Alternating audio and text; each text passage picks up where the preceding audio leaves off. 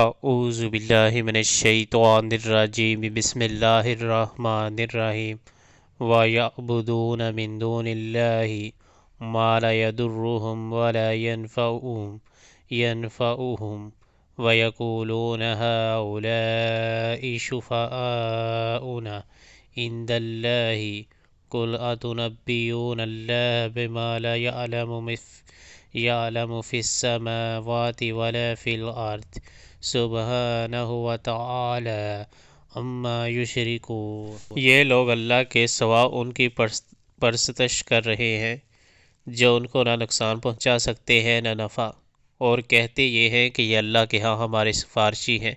اے محمد صلی اللہ علیہ وآلہ وسلم ان سے کہو، کیا تم اللہ کو اس بات کی خبر دیتے ہو جسے وہ نہ آسمانوں میں جانتا ہے نہ زمین میں؟